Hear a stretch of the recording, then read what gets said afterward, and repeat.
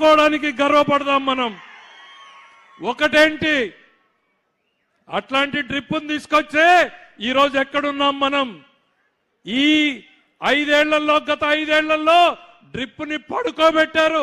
1 ఎకరా కన్నా ఈ జిల్లాలో డ్రిప్ ఇచ్చారా?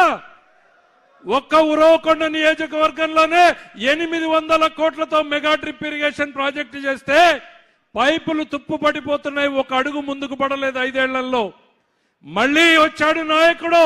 అధికారం లేకొచ్చినటువంటి మొదటి సంవత్సరంలోనే భారతదేశంలో 2వ స్థానానికి చేరింది అనంతపురం జిల్లా డ్రిప్ వినియోగంలో. అంటే అది మన నాయకుడి గొప్పతనం అనేటువంటిది సందర్భంగా చెప్తున్నాం.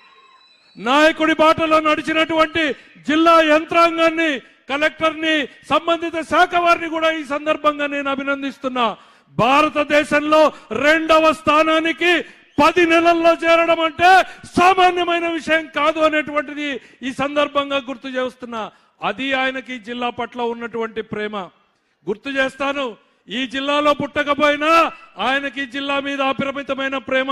ఆయన మర్చిపోయాడేమో కానీ నేను మర్చిపోలేదు.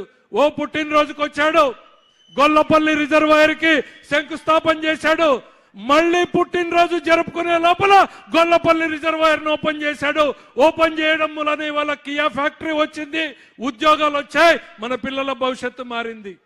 మళ్ళీ సంవత్సరంలో పుట్టినరోజు జరుపుకోవడానికి ఇంట్లో పండుగ చేసుకుంటే మండు టెండలో పామిడిలో కూర్చున్నాడు.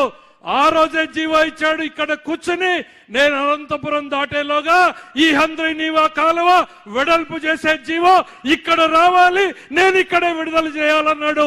జీవోని పామిడిలో పుట్టినరోజున విడుదల చేశాడు. విడుదల చేయడంతో ఆగిపోలేదు.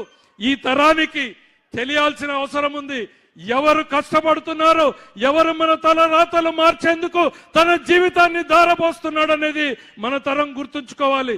జీవో ఇచ్చి ఆగిపోలేదు, పనులు వెంటనే ప్రారంభించాలి.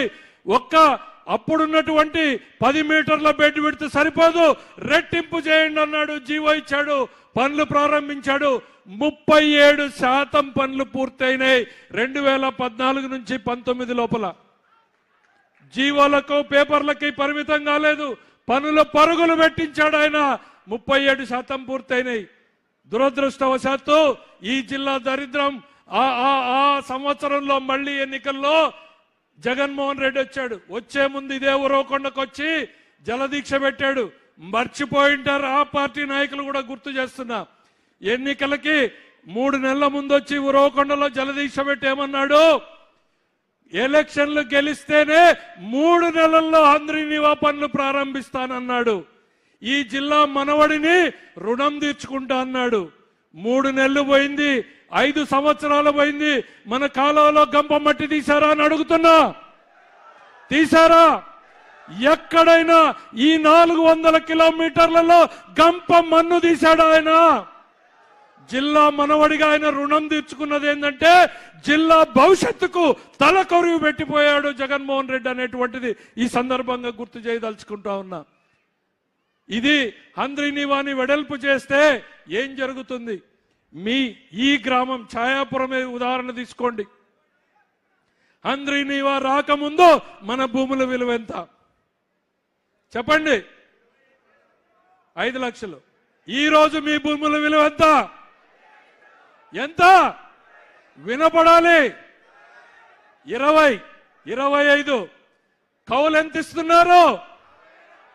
60,000 రూపాయల కౌలు రాయలసీమ చరిత్రలో ఏ రైతైనా ఊహించుకోగలమా?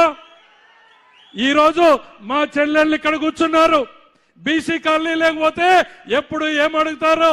అన్నా ఆ కాలం ఒక్కటి సక్రమంగా ఇచ్చినారన్నా, నీ పుణ్యమో చంద్రబాబు నాయుడు పుణ్యమో, ఏందో ధైర్యం చేసి ఇంత మిరం పెట్టుకున్నాము, ధైర్యం ఉందన్న బిడ్డ పెండ్లు చేస్తాము, లేకపోతే కొడుకు చదివిస్తాము అనేటువంటి మాట మా చెల్లెళ్ళ నుండి మాట వింటే గుండెకు అంతకన్నా సంతోషమైన విషయం ఇంకొకటి ఉండదు అనేటువంటి చెప్తా ఉన్నా.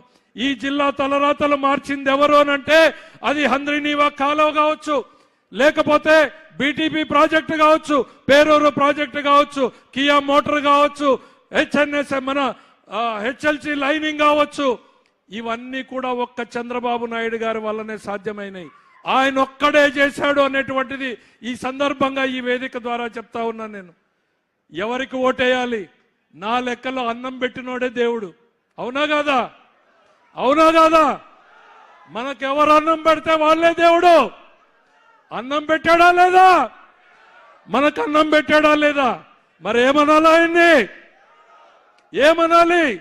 అన్నం పెట్టిన వాడే రాయలసీమలో దేవుడు, అన్నం పుట్టించే శక్తిని మనకిచ్చిన వాడే నాయకుడు అనేటువంటిది ఈ సందర్భంగా చెప్తున్నాం. ఈరోజు సార్ మీరు మాకు నీళ్లు ఇవ్వలేదు, మాకు ధైర్యాన్ని ఇచ్చారు, గుండెకొక నమ్మకాన్ని ఇచ్చారు, కరువుతో అనునిత్యం పోరాడుతున్న